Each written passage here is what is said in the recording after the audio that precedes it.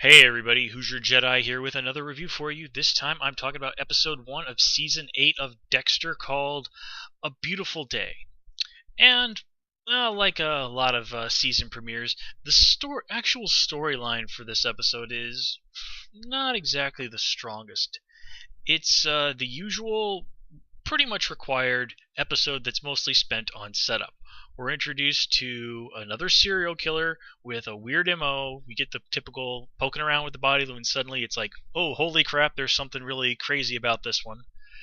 Though I don't think the show is ever going to quite stop the Doomsday Killer having snakes come out of a dead guy. Yeah, that's a tough one. Tough act to follow. And of course, we got the usual Dexter sense of the macabre. If you were listening in the beginning, you doubtlessly heard Wonderful World, or however I think to myself, what a wonderful world, or whatever the heck the title of that song is. You know what it is. I thought that was a little heavy-handed. The show's usually a lot more subtle than that.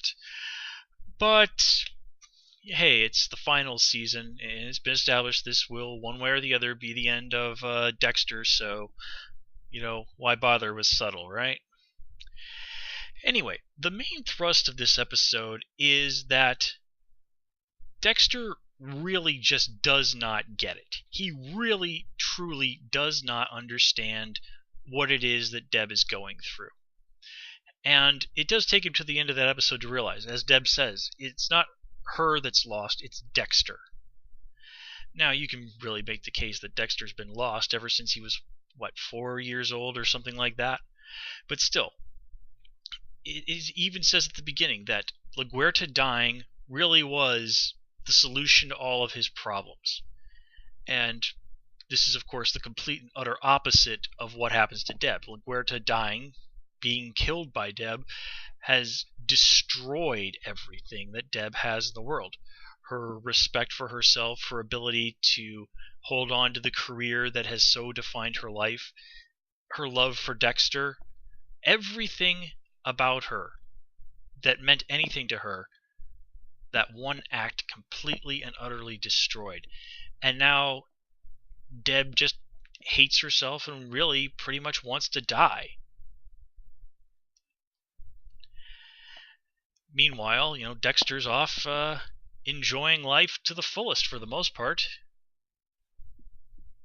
It's a very stark contrast. But, as I said, Dexter, when we last left off with him, and when we pick up with him, he just doesn't get it. He really doesn't. And it really takes this dark journey to see just the absolute pit that Deborah has thrown herself into to punish herself for what she's done before it really sinks in for Dexter. And with that revelation in hand, the question becomes, where does Dexter go from here? Of course, that is not our only complication going on. We're introduced to Dr. Evelyn Vogel.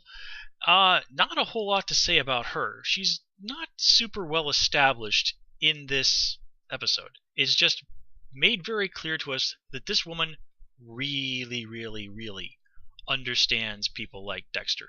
The way she just absolutely goes in there and easily picks apart the mental and psychological reasons as to just why it makes no sense for Dokes to have been the Bay Harbor butcher.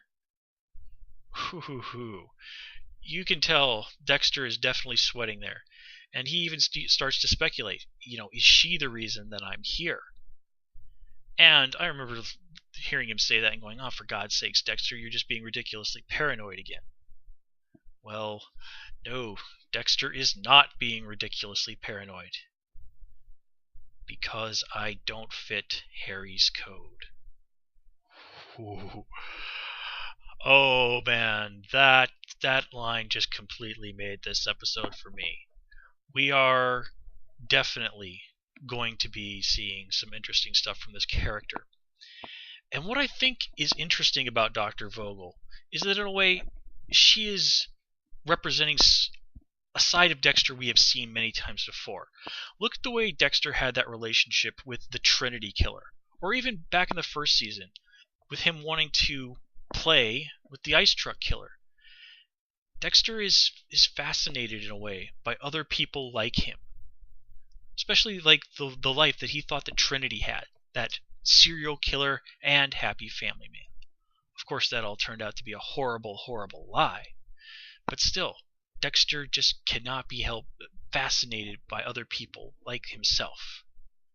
And as we have seen, this has blown up in his face many, many times. I mean, you've heard me complain about, Dexter, why will you not stop doing these things? Just kill this person. But Dr. Vogel doesn't fit Harry's code.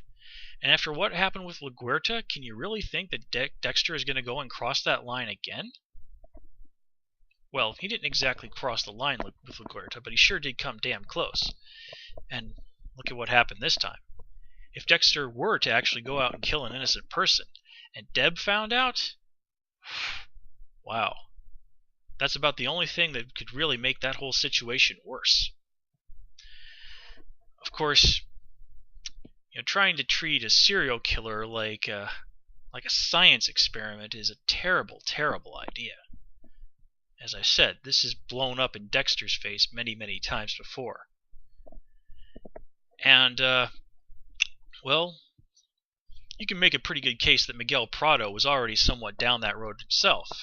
But still, he also, developed this weird fascination with Dexter, and look where that got him. So, the question becomes, what's going to happen with Dr. Vogel?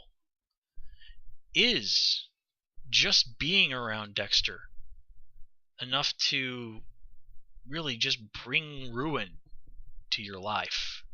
Or, depending on if you have a certain mentality, to turn you into something that you never thought you could be? To become more like Dexter than you ever imagined? Because if just being around Dexter, if being involved with Dexter, if caring about Dexter, or having just a connection to him, can turn Deb into a killer, then what about somebody who just doesn't have quite such a strong moral anchor?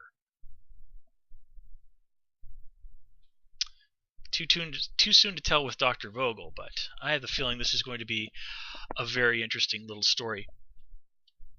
Let's see. Nothing really to say about what's going on with Jamie and Quinn. I just don't care.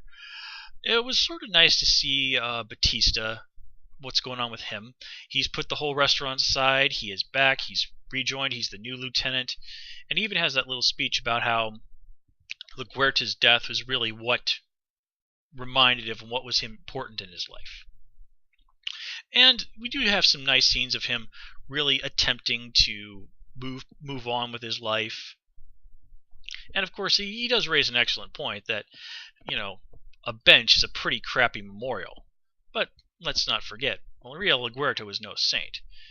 She was a person who lied and manipulated and used other people around her, including Deb, for her own benefit, and was quite unrepentant about it.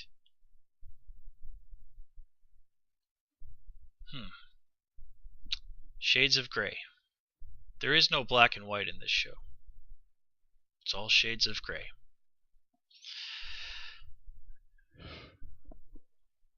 Nothing really to say about this El Sapo guy. We really get no sense of him as a person, and honestly, what the heck kind of hitman name is El Sapo? Doesn't that... I mean, my Spanish is pretty rotten, but doesn't that mean like the toad or the frog or something like that? I'll assume toad, because frogs are not particularly frightening animals. So, still, it's always nice to see Dexter presented with an obviously deserving victim, so I won't complain about that. And that, I think, really covers everything that I have to say about this episode. We've got a decent setup. The serial killer angle for this season seems interesting. Dr. Vogel, definitely a new character. And boy howdy, is Deb in a bad, bad spot. So, I don't know about you guys. I'm thinking this season is off to a reasonably solid start. I'm definitely looking forward to seeing what's going to be happening next. So, until next time, Take care and have a good one. Of course, you should always comment, rate, and subscribe. And until next time, see ya.